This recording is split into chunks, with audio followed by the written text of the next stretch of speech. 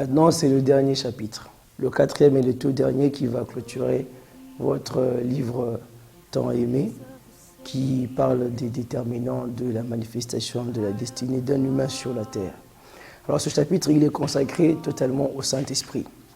Il est en train de montrer le rôle du Saint-Esprit dans ta destinée. Il a un rôle à jouer. Et c'est très important. Et c'est très particulier. Parce que tu peux bien avoir les déterminants. Tu peux bien les utiliser. Mais l'Esprit de Dieu, de par les Écritures, de par les saintes Écritures que tu vas méditer, si tu prends cette vie de méditation, quand tu seras en train de prier, tu vas entendre sa voix, il va te parler. En pleine méditation, il va te parler parce qu'il habite en toi. Et ce rôle, tu dois les avoir. Tu dois plutôt tenir compte de cela.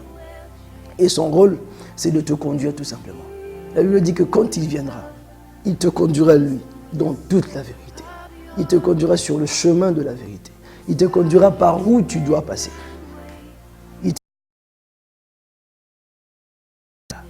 Avec qui tu dois passer par là. Le Saint-Esprit est là pour ça. C'est comme ça que tu ne peux pas le mettre de côté. Tu vas remarquer dans le 3e chapitre, le chapitre précédent donc, nous t'avons parlé de Samson qui est allé utiliser les deux déterminants afin de pouvoir réaliser l'objectif pour lequel il est né. Donc l'extermination du peuple philistin, afin que le peuple israélite soit libre de leur servitude. Mais je veux que tu notes ceci. Pendant que Samson était en train de s'approcher vers ces deux déterminants, vers ces deux colonnes du temple, il y avait un petit garçon, un enfant, qui le conduisait, qui lui tenait la main, qui lui montrait le chemin. Et le Saint-Esprit est comme cet enfant-là.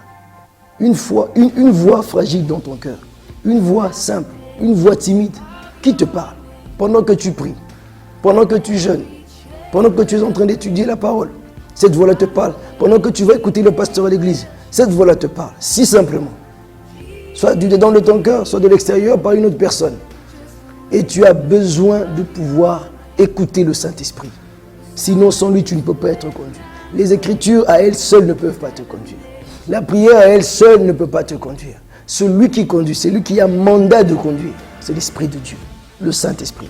Et c'est comme ça que dans ce chapitre, tu découvres que tu dois recevoir le Saint-Esprit. Un chrétien doit recevoir le Saint-Esprit. Tout homme doit recevoir le Saint-Esprit. Parce que sans le Saint-Esprit, c'est difficile que tu sois conduit. Il conduit ceux dans qui il habite.